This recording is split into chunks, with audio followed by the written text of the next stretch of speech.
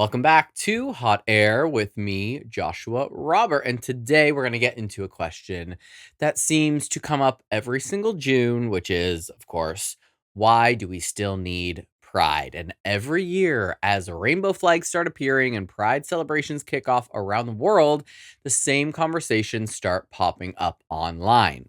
People ask why there's still a Pride Month, why LGBTQ plus people still need visibility, whether equality has already been achieved, and why pride continues to exist at all. Some people ask these questions out of curiosity, I'll give them that. Others ask them out of frustration.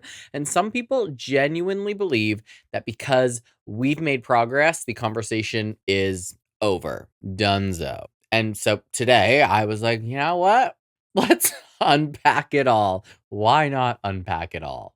So, for a little refresher, we're going to talk about where pride actually came from, why it began as a protest rather than a celebration, the difference between legal equality and true acceptance, the realities LGBTQ plus people still face both here in the United States and around the world, and what pride actually means in 2026. And my goal isn't to shame anyone or tell people what they should or should not think. My goal is to provide context and history, perspective, and hopefully answer the question in a way that helps all of us better understand why this conversation still matters.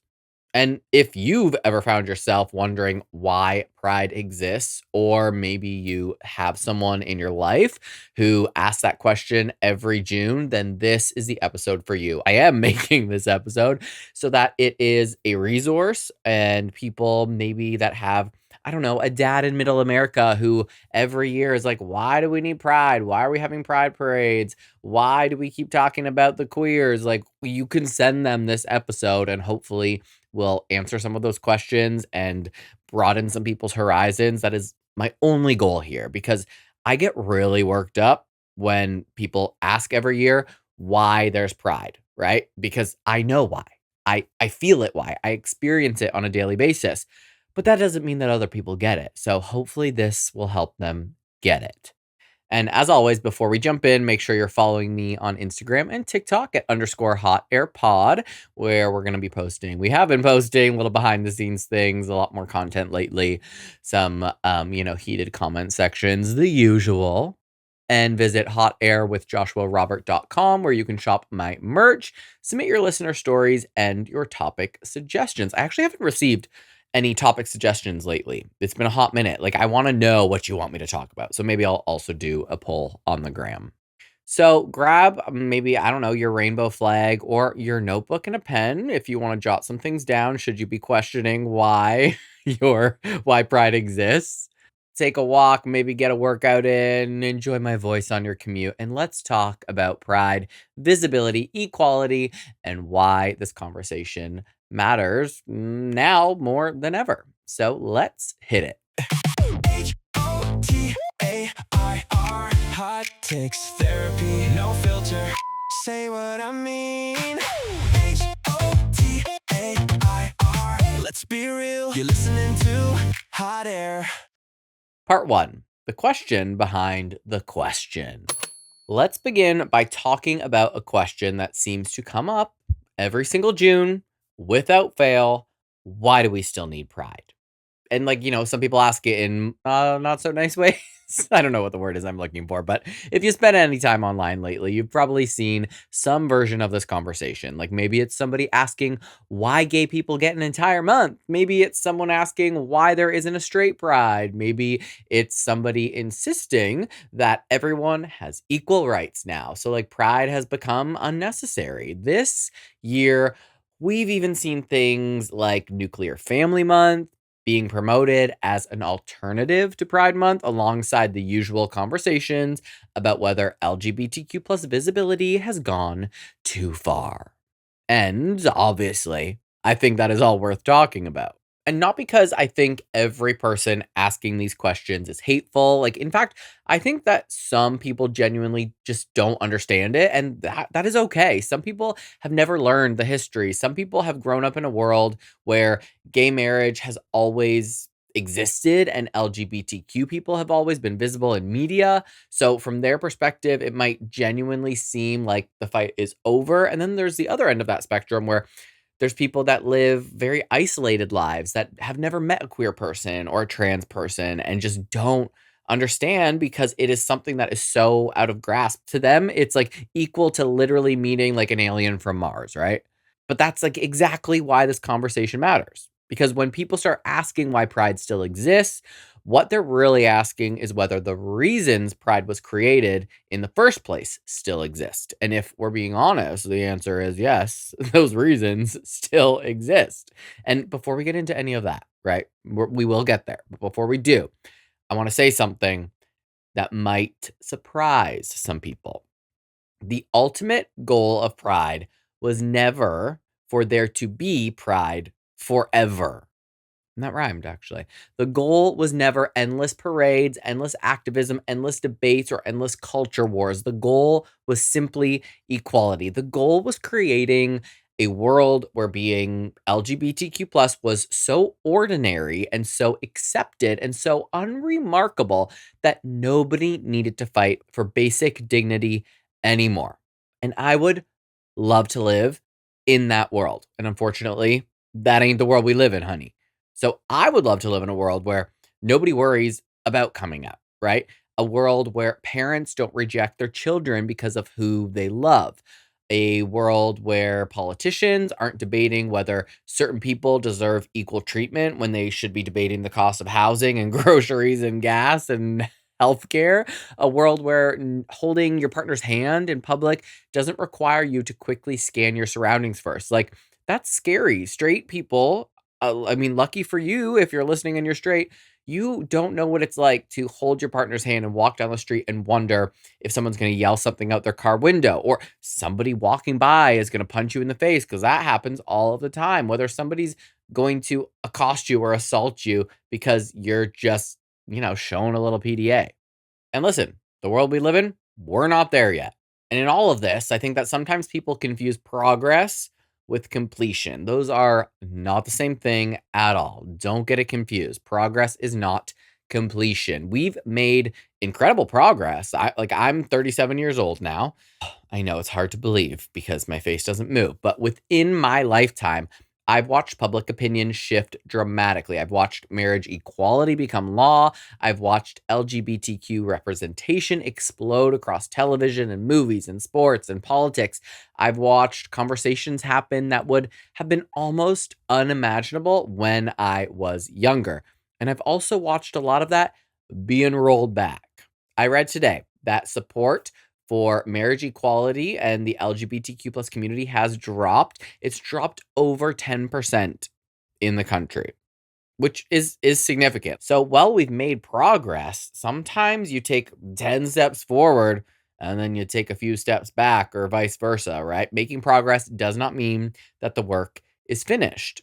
Like, imagine, how can I put this? Imagine someone renovating a house, okay? An old house, and they've rebuilt the kitchen. They've replaced the roof. They've painted the walls, and the place looks better, dramatically better. Like, way better than it did before. Nobody would walk into that house and say, "Well, you've already done so much work, like, just don't do any more. So I guess the project is finished, right? You fixed up 50% of the rooms. We're done." Like, if there are still rooms that need repairs, the work is going to continue.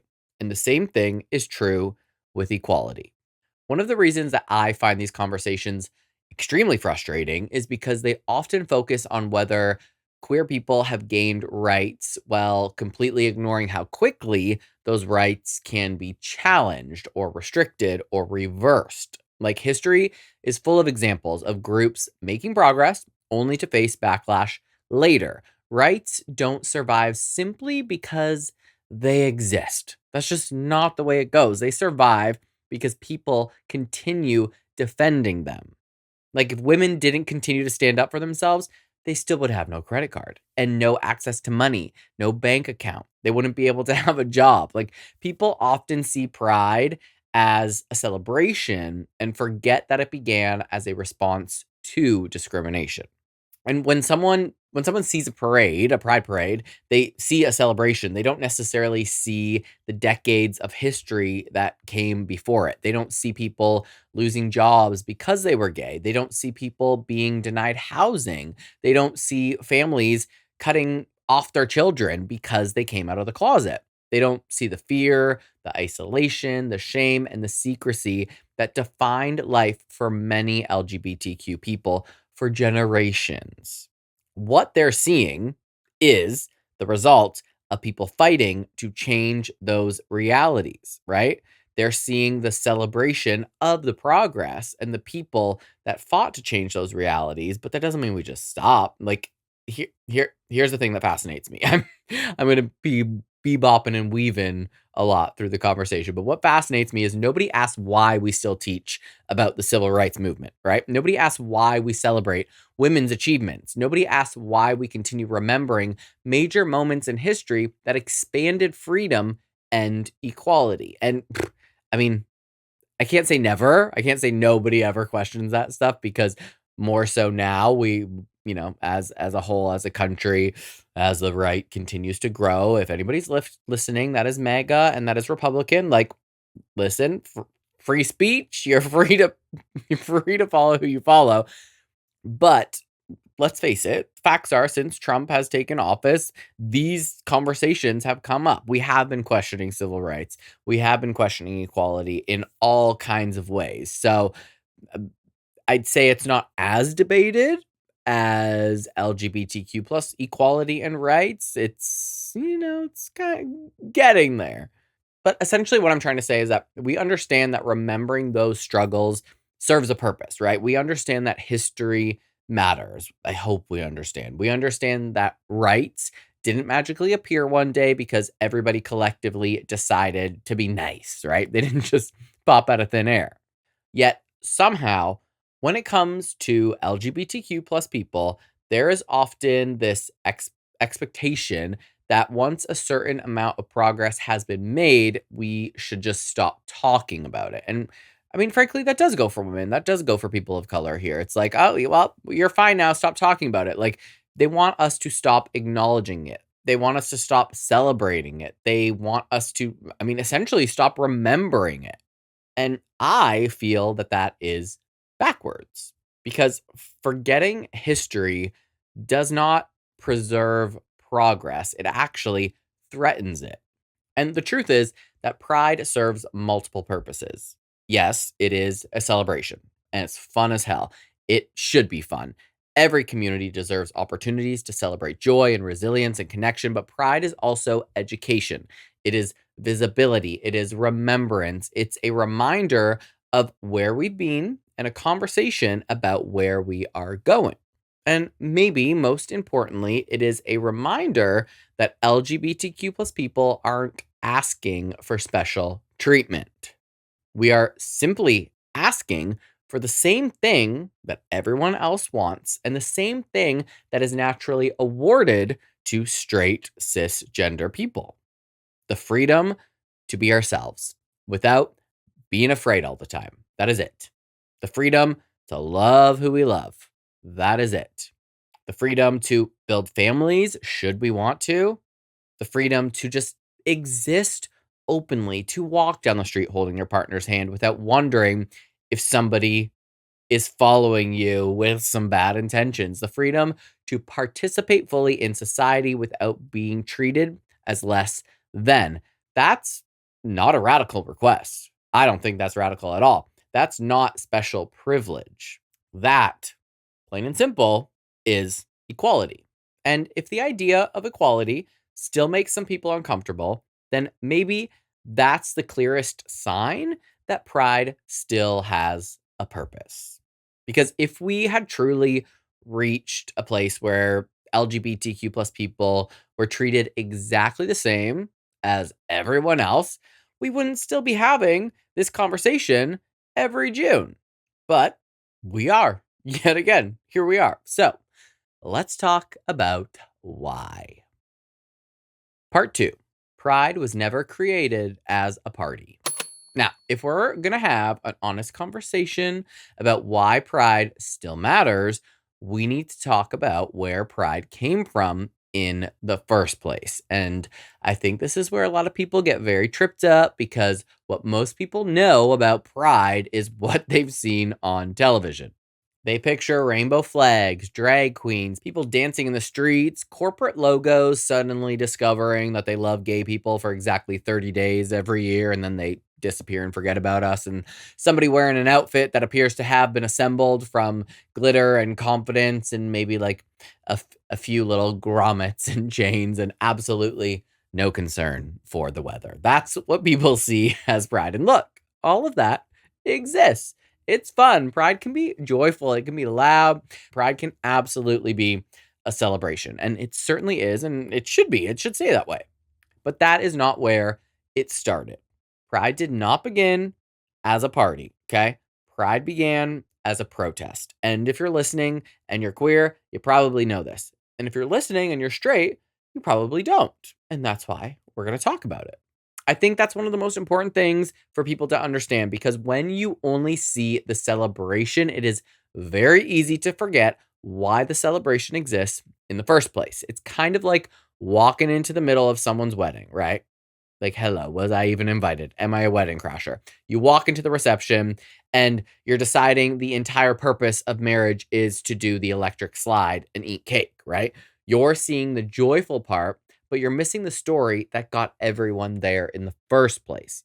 And to understand pride, we have to go back to a time that wasn't all that long ago. Let's be real. It wasn't that long ago. Sometimes people talk about LGBTQ history as though we're discussing, I've said this before, ancient civilizations. They'll say things like, well, things used to be different back then. And like, you'll imagine we're talking about the 1800s or something. The reality is that we're talking about our parents' generation. If you're my age, our fucking parents, people. In some cases, we're talking about our own lifetimes here. This was not that long ago. There was a time when being openly gay would cost you your job. It could cost you your housing. It could cost you your family relationships. It could get you arrested. In many places, simply existing openly as gay, just being gay, being a gay person, was considered unacceptable, immoral, dangerous, or criminal. And again, within our parents' lifetime. Imagine growing up knowing that the thing that you were feeling, the thing you could not change, the thing that made you who you are, was something you were expected to hide forever. And imagine hearing politicians or religious leaders or television personalities and teachers and even your own family talk about people like you as though you were broken. Imagine constantly receiving this message that if people found out who you really were, your life could change and would change overnight. That's heavy. That's some heavy shit. And for a lot of LGBTQ people, that was some that was not a hypothetical scenario. That was 100% their reality.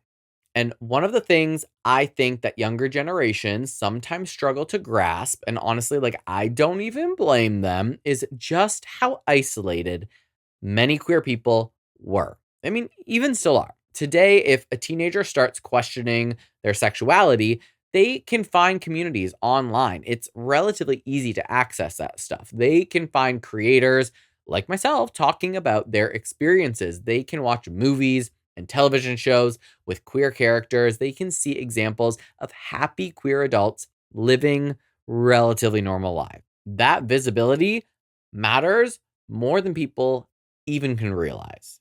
Because for decades, many LGBTQ people genuinely believed that they were 100% alone. Before the internet, before Netflix, they were alone. Not because they actually were alone, but because everyone else was hiding too. Everyone was hiding.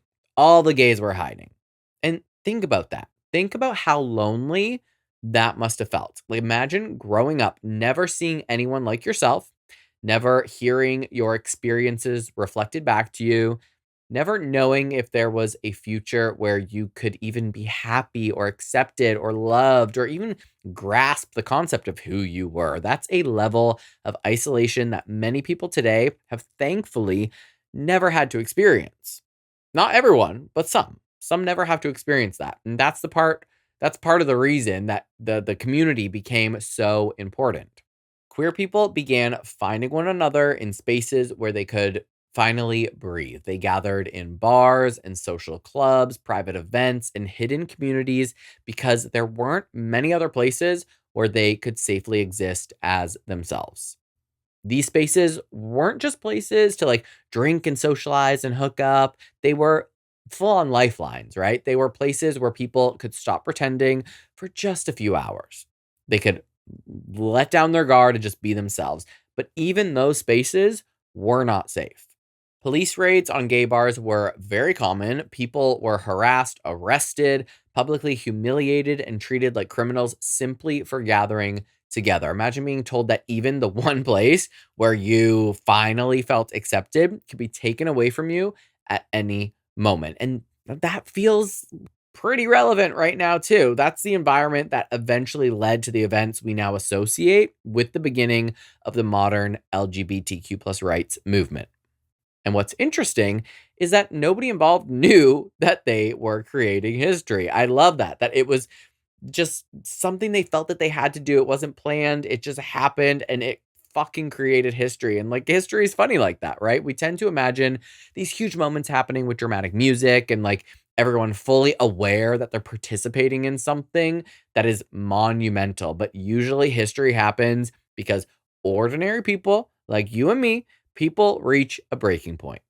People get tired, people get frustrated, people get exhausted from being treated as less than human. And eventually they decide that they have had more than enough.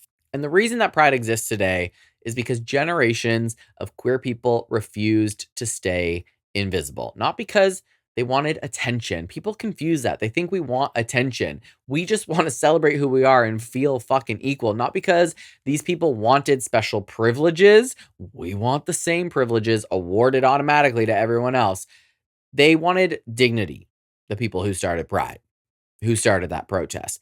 There is a very big difference. They wanted dignity. One of the most frustrating arguments that I hear today is when people say, why can't gay people just keep it private? Why can't they just keep it to themselves? And every time I hear that, I want to smack a bitch, but I also think about how often society asks queer people to accept conditions that straight people would never accept themselves. If I can't kiss in public, honey, you can't kiss in public. Like people will be like, oh my God, they're rubbing their homosexuality in their face just for holding hands or kissing. It's like straight people do that all the time. And we don't say you're rubbing it in our face. We just accept it because that is the world that we live in. Like, imagine somebody saying you can marry your spouse and don't ever mention them again.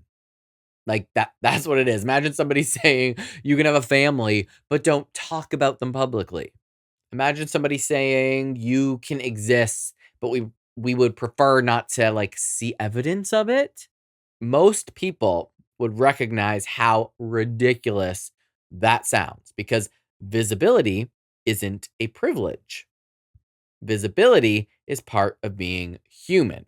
Like straight people talk about their relationships all the time. They post wedding photos, they celebrate anniversaries, they introduce their spouses, they put family pictures on their desks, they tell stories about their kids.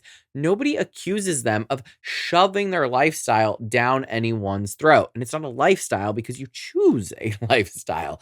But historically, LGBTQ plus people were expected to remain invisible. We can't put a photo on a desk, some of us. We can't celebrate our spouse because there's people around us that hate that we exist. And that's what Pride challenged, right? Pride challenged the idea that queer people should only exist quietly and secretly and out of sight. It challenged the idea that queer people should be grateful for whatever scraps of acceptance society decided to throw to them.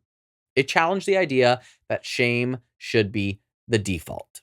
And that is what makes Pride so powerful even today. Because at its core, Pride is not about parades, okay? It's not about glitter. It's not about dancing in the street. It's about refusing to apologize for existing, okay? And that's why we go over the top. That's why we dress wild. That's why we have a good time. It is about rejecting the belief that some people deserve visibility while others should remain hidden. And it's about understanding that dignity isn't something that should have to be earned.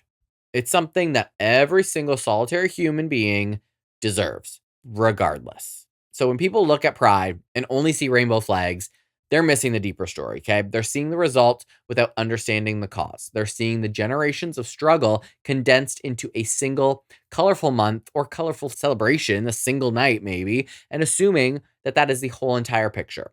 The reality is that Pride exists because people, queer people, spent decades fighting for the ability to live openly. People that lost their jobs and lost their families and lost their relationships. Some, a lot of them, lost their lives. Many never got to experience the freedoms that younger generations like myself sometimes take for granted today. And that is why remembering this history matters. It's not because we want to live in the past. And it's not because we want people to feel guilty that we were not awarded the same equalities, but it's because understanding where we've been helps us understand why pride continues to exist. Again, queer people, LGBTQ plus people do not want to be treated differently. We want to be treated as equals. Pride was created because queer people were being treated differently. That is the distinction that changes everything. And if you want to know more about the Stonewall riots that resulted in the first Pride. I did an episode last year about it, so you can keep on scrolling or just search hot air Stonewall riots, and I do a whole history episode about the Stonewall Inn in New York City that I got to visit not that long ago. That was like very, very cool. I've actually went a few times since I've been back and forth to New York. But if you want to learn more about the actual events that led up to the first Pride, you know where to find it. Part 3. Equality is not the same as acceptance. So now that we talked about where pride came from, I want to talk about something that I think sits at the heart of this entire conversation. It is an idea that sounds very, very simple on the surface, but I think that it is where a lot of people get stuck and when they ask why pride still matters, right? Equality is not the same thing as acceptance. A lot of people use those words interchangeably when they really should not. When someone says, "Well, gay people can get married now, so what are you still fighting for?" Again, I want to smack a hoe. But what they're really doing is looking at one piece of equality and assuming that the entire picture is complete. And life is rarely, if not ever, that simple. Let's say tomorrow, every law in every country suddenly treated LGBTQ plus people exactly the same as everybody else. Every legal protection existed, every discriminatory law disappeared, every right was guaranteed. Obviously, that would be incredible. But would that automatically mean that every family suddenly became accepting? Would every employer suddenly become supportive? Would every school become a safe school? Would every church become affirming? Would every person stop carrying years of shame and fear or trauma? Of course not. No to all of that. That's not the way the world works. Like laws can literally change overnight. Culture, on the other hand, takes a hell of a lot longer.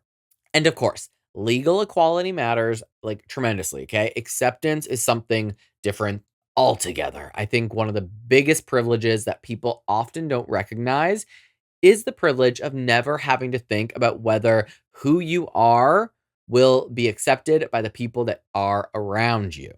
Most straight people don't ever have to do that. They don't have to come out as straight. They are just automatically inducted into the fucking Society Hall of Fame. They never sit at the edge of their bed rehearsing a conversation with their parents. They never wonder if a relationship announcement is going to create tension at Thanksgiving dinner.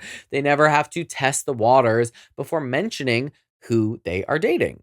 Like, imagine how strange that would be if straight people had to do all those things. Imagine if every time you entered a new workplace, you had to quietly figure out whether it was safe to mention your straight spouse. I'm a man, a straight man, and I'm married to a woman. Shocking. Like, imagine meeting new friends and wondering whether they would still look at you the same way if they knew that you are straight. And on the other end of it, as a queer person, imagine sitting through family gatherings, listening to jokes or comments or assumptions about people like you while trying to decide whether speaking up would make things worse or better. I've had some experiences like that where family members have used certain gay slurs, and I was like, no, honey, that's not going to work for me. But most people, or a lot of people, don't speak up. I can't bite my tongue to save my life. And for many queer people, like that's not a hypothetical situation. Okay. That happens almost on the daily. Those are completely normal experiences for us. And before somebody listening even says, like, well, everybody faces judgment, like, because yeah, you're right. We all do, okay? We all face some sort of judgment. Everybody. But not everybody faces judgment for the exact same things. That's the difference here. The issue isn't that queer people are the only people who experience challenges. That's not the issue. The issue is that some of those challenges are directly connected to their identity. One of the easiest ways, okay, to explain this is through something that many queer people do automatically without even realizing it. We scan. Okay. Scan. We do it all the time. When I travel somewhere new, there are things that I think about that many straight people never have to consider. Is this destination LGBTQ plus friendly? Is it safe to be visibly queer here? If I were traveling with a boyfriend, would holding hands attract attention? What are the local attitudes? What are the laws? I have to Google restaurants and hotels and venues that are open and welcome to the queer community. Those calculations happen constantly, not just on vacation. That's an example. They happen all the time. And the interesting thing is that many queer people have become so accustomed to doing that that we don't even notice it anymore. It's just part of it. It becomes our second nature. You walk into a room, you instantly assess the environment. I do it all the time at work. You hear someone make a joke and you take mental notes wondering if they are talking about you or not. You see a political sign in someone's yard and wonder what that means. I had a coworker when Charlie Kirk got shot that said, "Oh, I really liked him in his conversations." Ever since then, I've wondered if she hates who I am. I wondered if she's racist or homophobic or all the terrible things that I personally feel like he stood for at times. I will continue to say that some of his things are taken out of context, but we're not going to go there today. But we're used to scanning, right? It's fucking exhausting, not because every situation turns out badly, but because the uncertainty itself, that just requires energy.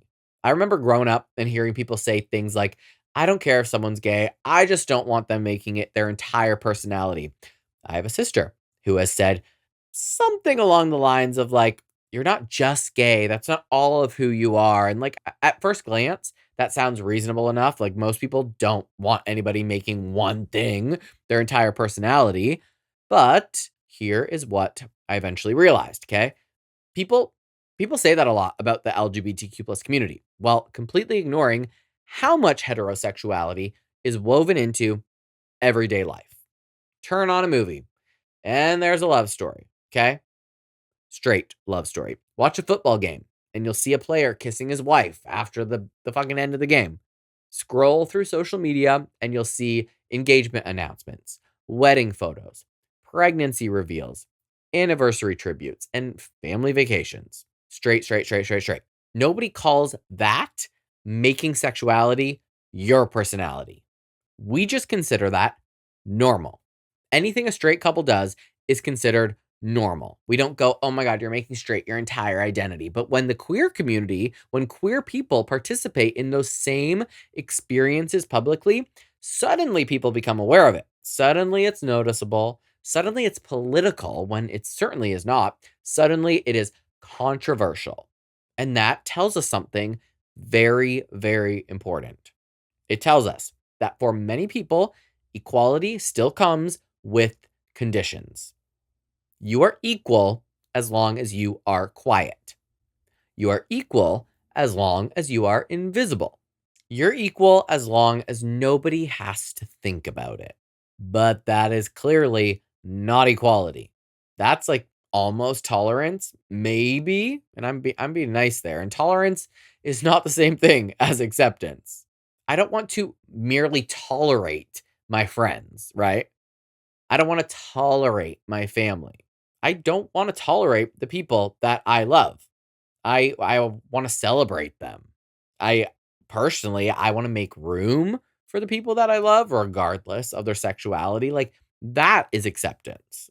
And don't worry, there's more that often gets overlooked. It's the mental and emotional impact of growing up in environments where acceptance is not guaranteed at all. Like, and even today, there are countless LGBTQ plus kids that are sitting in bedrooms wondering if their parents are still going to love them if they ever come out.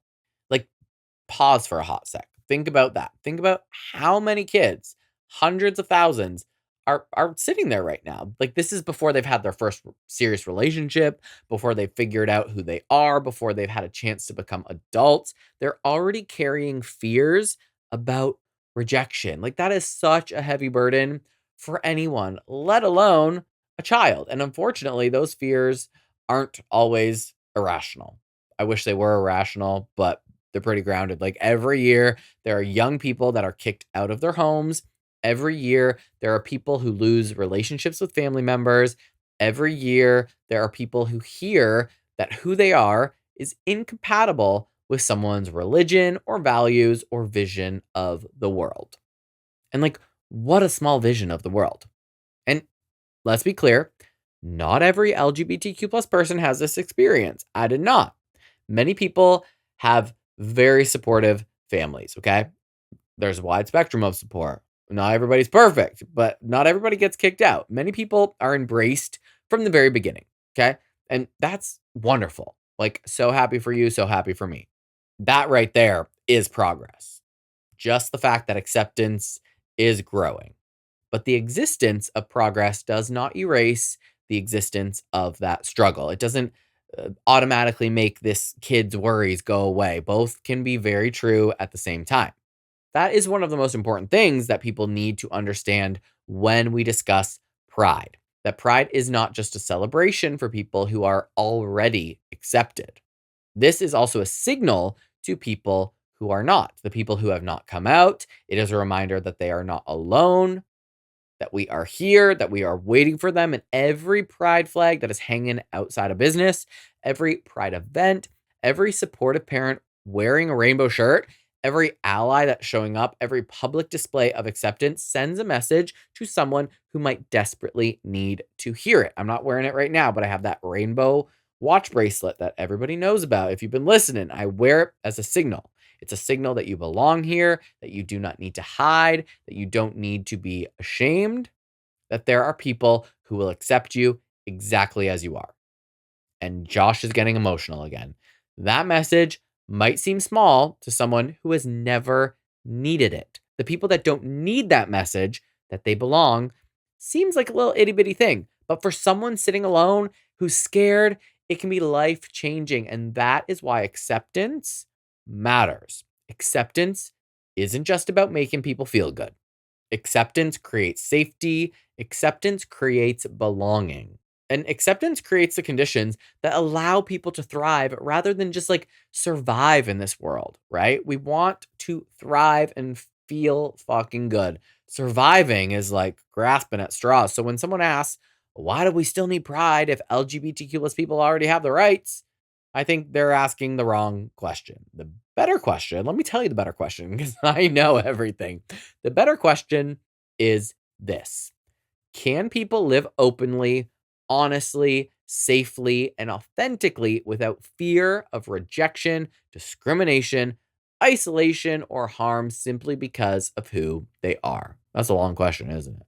And if the answer is still not always, then the conversation ain't over, because equality on paper and equality in practice are two very different things. And until people no longer have to choose between being authentic and accepting, pride still has an important role to play. Part 4: the world beyond our little bubble. Now, as important as everything we've talked about so far is, I do think this next part might be the most eye opening, especially for people who genuinely believe that pride has outlived its purpose because one of the biggest mistakes that we can make is assuming that our personal experience represents everyone else's reality. It's easy to think that pride is not necessary when you're sitting in a relatively accepting city like I am. It's easy to think that the fight is over when you have LGBTQ friends, coworkers, family members, and neighbors who are living openly. It's easy to assume equality has been achieved when the world immediately around you feels safe and inclusive. And we all forget that sometimes. But the truth is, most of us live in a bubble. And it's not intentional. I think that's human nature. It's just the way it is. We experience the world through our own lens, through our own lives, our own communities, our own social circles, and our own news feeds. Okay. And when something isn't happening directly in front of us, it's very easy to assume it isn't happening at all. And that, I think about that all the time. Whenever someone says, nobody cares if you're gay anymore, or something along those lines, right? Every time I hear it, I think, where? Where does nobody care if I'm gay anymore? Where exactly is this magical place where nobody cares anymore? Because it's not on this globe. It's not on this big ass round rock that's floating through space. Let me tell you that. Because while acceptance has absolutely grown in many parts of the world, there are still millions of LGBTQ plus people living under conditions that most Americans and Canadians and Australians and Western Europeans would find fucking shocking. Right now, okay, right this second, as you're listening to this, whenever you're listening to this episode, there are countries where same sex relationships remain criminalized. There are places where people can be arrested simply because of who they love. There are places where queer people face imprisonment, public persecution, violence, and in some cases, even the possibility of the death penalty. Think about that for a second. Not 100 years ago, not 50 years ago, not 10 years ago, not 5 years ago, not 1 year ago, today, right the fuck now. As you are driving to work, as you're folding your laundry, walking your dog, or pretending to exercise while mostly scrolling through Instagram between your sets, there are people around the world who cannot safely be themselves. And not just the queers, but we're talking about that today. And before someone says, well, that's another country, what does that have to do with all of us? Like, that's exactly the point. Pride was never just about one city, honey. It wasn't about one state or one country. The queer community has always been global. We do exist everywhere, okay? The fear of rejection isn't limited by borders. The fight for equality isn't limited by borders. And the victories that we celebrate aren't limited by borders either. One of the things that I do love about Pride is that it reminds us that we're connected to something much larger than ourselves. It reminds us that while some of us may enjoy freedoms that previous generations could only dream about, there are still people waiting for those same freedoms elsewhere. I sometimes think about what it would be like to grow up in a place where being gay wasn't just socially frowned upon, but was actually illegal. Can I wrap my head around it? No, I can't because that is such a wild foreign concept to me. But imagine discovering who you are while knowing that your government considers your existence a crime. Imagine never being able to talk openly about your relationships. Imagine constantly worrying that a text message, a social media post, a conversation could put you in danger. You could be arrested or killed for it. Imagine never knowing if the people closest to you would turn against you if they found out the truth. That reality exists for millions of people and also in America to certain degrees. But like suddenly the idea that pride is unnecessary starts to feel a little disconnected from reality. Even beyond the countries with harsh laws, there are countless places where queer people face overwhelming social pressure. There are communities where being openly queer can mean that you lose your family or your support system, your housing, as I've said before, your career opportunities, or your place within your culture. There are people who enter marriages they don't want to be in because they feel that they no longer have an option. There are people living double lives because authenticity feels too dangerous. And when we zoom out and look at the entire world, it's actually quite remarkable how uneven progress has been. Some countries have legalized same sex marriage and implemented very broad protections. Others are actively moving in the opposite direction. Some communities celebrate pride openly in the streets, others force people into secrecy. It was a state in Africa that recently declared that being gay was punishable by death. Like, hell, what? That's crazy. And that's why I think it's dangerous when people assume the fight is over simply because things have improved where they live immediately, right? Progress is not universal. Acceptance is not universal. Safety is not universal. Freedom is not universal. And sometimes I hear people say, like, why do the LGBTQ plus people always focus on the negative? Why can't we just celebrate how far we've come? And honestly, I think we should celebrate how far we've come always. We should celebrate every single victory. I mean, I do that in life anyway. Any little milestone, let's celebrate it. We should celebrate every family that chooses love over fear. We should celebrate every young person who grows up feeling accepted. We should celebrate every law that expands equality. We should celebrate every parent who creates a safe home for their child. Celebrate the fuck out of it. But there's always a but. Celebrating progress and acknowledging reality are not mutually exclusive. In fact, I would argue that Pride has always done both. Pride celebrates what has been achieved while reminding us of what remains unfinished, for lack of a better word. That's why you'll often hear people say that Pride is both a party and a protest. I mean, and that's pretty on the nose because it is.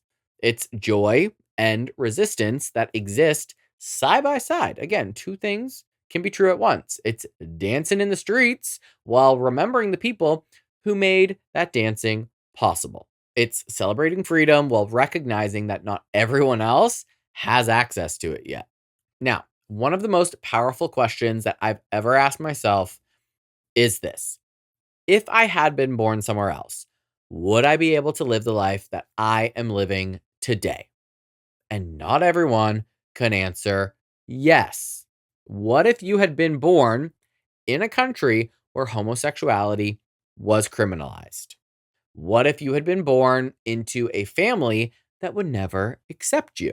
What if you had been born in a community where coming out meant losing everything? Would your life look the same? Would your opportunities be the same? Would your safety be the same? Would your future be the same? And the answer is probably not if you're queer, but the answer is probably if you're straight. And I think reflecting on that reality creates something that is incredibly important: perspective. Okay. Perspective reminds us that rights are not guaranteed unless you're straight. Perspective reminds us that progress can never be taken for granted unless you're straight.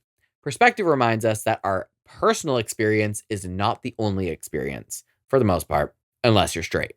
And at the end of the day, pride isn't just for the people that are marching in those parades. Again, I said it, but I'm going to say it again, okay? It's for the teenager that's sitting alone at home, wondering if they're ever going to feel comfortable in their skin, if they're ever going to feel accepted, if they're ever going to find that confidence to be who they know that they are. It's for the person that's living in a country where they can't safely come out because you can be fucking killed for it. It's for the adult who spent decades hiding and is finally learning how to live authentically.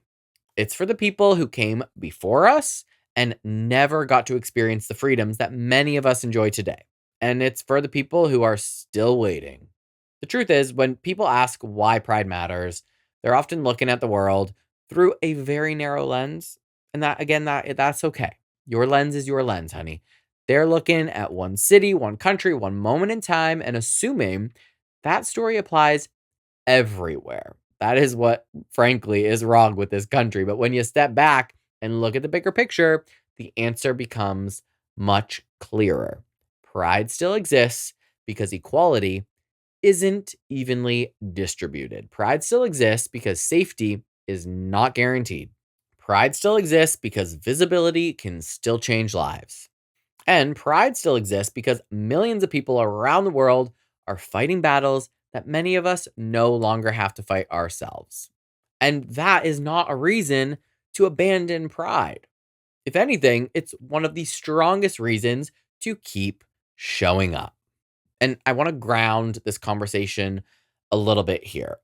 What I'm trying to get at is that we, again, see the world through our lens, right? We think that how it is in our town, in our community, in our circle of friends is how it is everywhere, right? And until an issue starts affecting us directly, generally, society doesn't react to it. They don't care. An example I've used before is that one of my friends, well, she's not my friend anymore because of this, but a friend that I had stated that she was going to vote for Donald Trump, knowing that women's rights to abortions were going to be removed or changed. And she told me that she didn't care because she never wanted to have a kid anyway and was just going to vote that way because she wanted to pay less taxes. That was almost word for word what she said, right? That issue doesn't affect her because she does not want children. Had she been a woman who wanted children and was maybe struggling with fertility, or maybe she was someone who was, I don't know, raped and got pregnant and needed to have an abortion, or just cared about women having autonomy, I believe that's the right word, over their bodies, she may have voted differently and had a different perspective. But because that specific issue, she doesn't give a shit about her womb, apparently, she didn't care, right? So people like myself, I am gay, and I know what those struggles are like, what it's like coming out, what it's like wondering if you're going to ever love yourself, whether people are going to jump you in the street or not. I care about that around the world. I don't just care about it right here in my community. So because that struggle directly affects me, I'm going to care about people that are in other countries that are queer, that don't have equal rights, that are not awarded the same equality or semblance of equality or something near equality, or don't have a supportive family or don't have supportive friends or can't come out of the closet. I'm going to worry about those people. I'm going to care about those people. But your straight counterparts, your straight family members, your straight friends, the ones that maybe do accept you, that are saying, why are we doing pride anymore? Like, they don't get it because they don't know what it's like to maybe be a family member who thinks you should be killed for being gay, who thinks that you are a sin and an abomination. So, issues and concerns and feelings and experiences that don't directly affect us, we tend to turn a blind eye to, and we tend to ignore them. And we forget that there is a whole other world out here. We are just one country. We're just a continent over here, okay? Hanging out.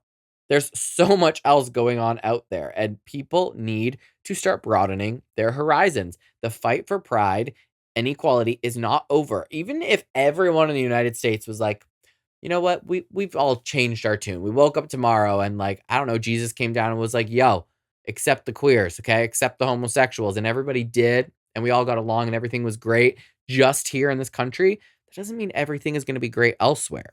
That doesn't fix the issue globally. That doesn't fix the problem of equality. I could keep going on, but we're going to move on, okay? To part 5, what pride actually means today. As we start kind of wrapping up today's conversation, I'm going to come back to the question that started this entire episode. Why do we still need pride? I feel like we answered it, but like, let's revisit it. Like, after everything we talked about, the history of pride, the discrimination that led to its creation, the difference between equality and acceptance, and the reality that millions of LGBTQ plus people around the world still don't have freedoms that many of us take for granted, I think the answer is actually much simpler than people make it out to be. The reason we still need pride is because pride isn't really about getting special treatment.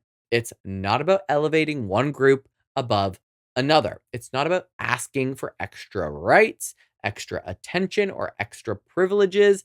At its core, pride is about visibility and community and dignity. It's about creating a world where queer people can participate in society the same way everyone else does without having to hide or apologize or constantly defend their existence. One of the biggest misunderstandings surrounding Pride is that people often confuse the celebration with the purpose. They see a parade and assume that that is the entire movement. That's it. They see a rainbow flag or concerts or parties or drag performances and people dancing in the streets, and they conclude that Pride is simply a month long celebration. But that's like a little like walking into the middle of a wedding reception, right? And assuming the marriage is only about the cake and the dancing.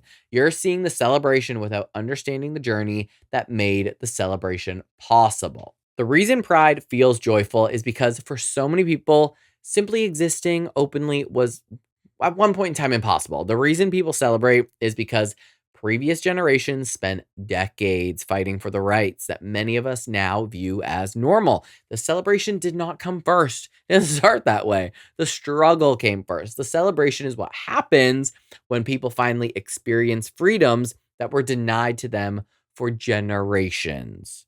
And when you strip away all the politics, all the headlines, all the arguments on social media, most LGBTQ people are asking for things that are remarkably ordinary. They want to fall in love. They want to build relationships. They want to create families. Some of them, not I. No, thank you. They want to pursue careers, buy homes and travel and make friends and attend holiday dinners and complain about the rising cost of groceries and gas. Like, just like everybody else, they want the freedom to move through the world without constantly wondering whether their identity is going to become a problem. I think that's something a lot of people miss. There is a narrative that queer people are asking for something that is different. But when you actually listen to what most people want, it sounds very familiar. They just want the safety, the acceptance, the equal opportunity, and to know that they're not going to lose their relationships or their jobs or their housing or those opportunities because of who they are. That is not special treatment. Those are not special requests. Those are things that most people already get automatically. Pride continues to matter because there are still countless people who do not feel like they have those things. There are young people who are terrified to tell their parents who they are. There are adults who still hide important parts of themselves at work. I mean, I sometimes at work wonder, like my HR person or my boss, they could hate me because I'm gay. They might be very religious. They might not approve of my quote unquote lifestyle. And they can fire me at any point in the state and not tell me why. And that could be the reason. That's not okay. I'll sue the shit out of them and I'll make them pay, but like it's still not okay. There are people that grew up hearing that they were broken and sinful and confused or wrong I already said broken, I was going to say it again, and they spend years trying to like undo that damage that was caused by those messages. There are people living in communities where being open about their identity still carries very real risks. And for those people, pride isn't the celebration, right? It is a signal. The signal, again, that they're not alone. It's the signal that says that there are other people who understand what you're going through. That the dance party, the dancing in the streets, the parades, the rainbow flag, those are signals to these people. It's a signal that says that there is a future beyond the fear that you are feeling right now. And people be underestimating how powerful that can be. And listen, when I was younger, I didn't grow up surrounded by openly gay adults. We did have two lesbian neighbors, Donna and Sandy. I think I've talked about them before. That was like a very brief time, though. I didn't have endless examples of queer relationships or queer families or queer success stories. Like many people, I spent years trying to figure out where I fit in and what my future might look like. Like that's one of the reasons that visibility matters so much. That's one of the reasons I'm doing this podcast. That's why I started it. When people can see examples of others living openly and authentically, it expands their understanding of what is possible for themselves. And honey, that is not indoctrination, that is representation, and there is a difference. Nobody becomes gay, okay, because they saw a pride parade. That's fucking nuts. Nobody suddenly changes their identity and decides I'm going to transition from male to female or female to male, like because they saw someone with a rainbow flag hanging outside of a business. Like what visibility does is allow people who already exist to recognize that they are not alone. And it gives people the language for experiences that they've been struggling to understand. It helps people realize there are others like them living full, happy, meaningful lives. And that is something that we should want for everyone. Sounded like I was going to stop there, but I'm not. Like, another reason that pride remains important is because history has a way of fading surprisingly fast. Okay. Once progress becomes normalized, people often forget how difficult it was to achieve that in the first place. Rights that once seemed impossible suddenly feel inevitable. People begin assuming things have always been that way, or progress is always happening, and like, or that progress would have happened naturally without any effort. Like, history tells a different story, though, okay? Every right that exists today exists because somebody fought for it. Somebody spoke up when it wasn't popular. Somebody risked their reputation, sometimes their lives. Somebody challenged the status quo. Somebody endured criticism, rejection, or worse because they believed future generations deserved something better. And pride keeps stories like that alive. And it reminds us that progress is not automatic.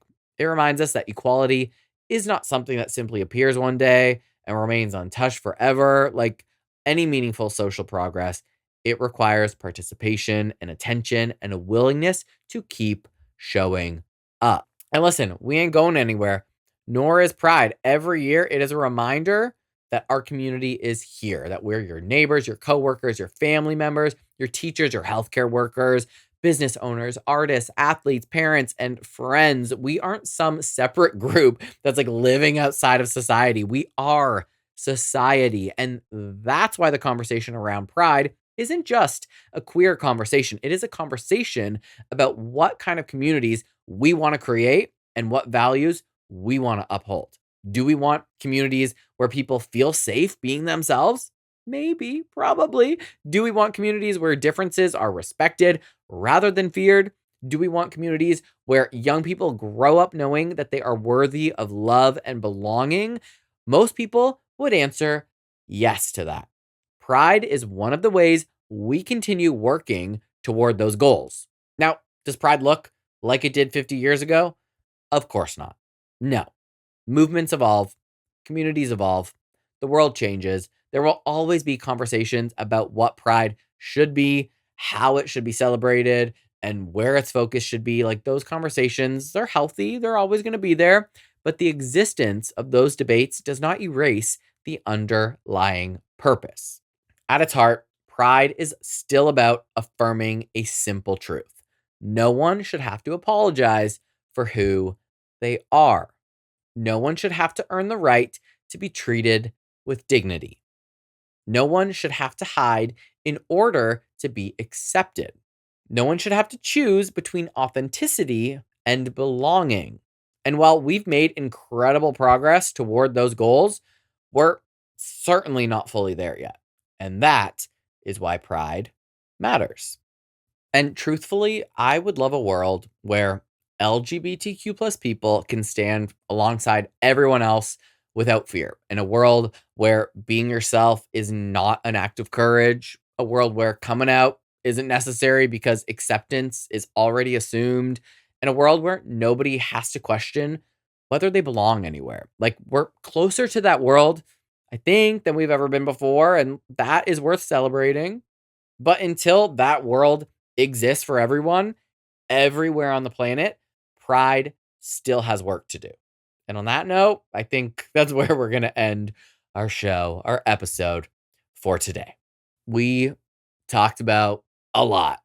I feel like I started getting heated there at the end, but whether you are an LGBTQ plus person, an ally, or someone who came to this episode with questions, or someone who plans to send this episode to a friend or family member or coworker, or that one guy who says every June, like, why there isn't a straight pride, like, I hope the conversation that I had with myself gave you something to think about. And if you enjoyed today's episode, please take a moment to like it, subscribe, rate it, comment, all the things wherever you're listening. They're all different, but you know the drill. It helps a lot more than people understand. It helps the podcast be discovered. Just leaving that 5-star review on Apple Podcasts skyrockets this episode right to the top of people's search engine. Search engine, what am I, 80,000 years old? You can also follow me on Instagram and TikTok at _hotairpod. Visit my website, hotairwithjoshuarobert.com, where you can shop my merch, submit your listener stories, and your topic suggestions for future episodes.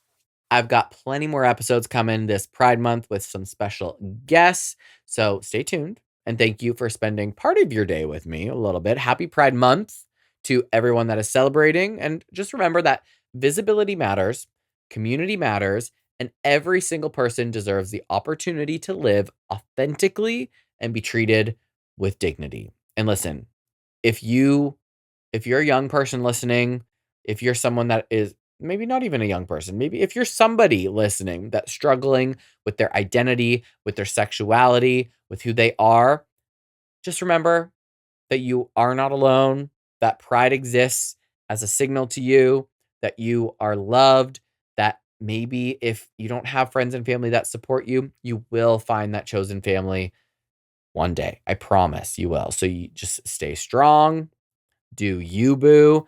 Believe in yourself. Know that the world is so much bigger than where you are right now. And with that, I will see you next Tuesday. HOTAIR, hot takes therapy, no filter. Say what I mean. HOTAIR, let's be real. You're listening to Hot Air.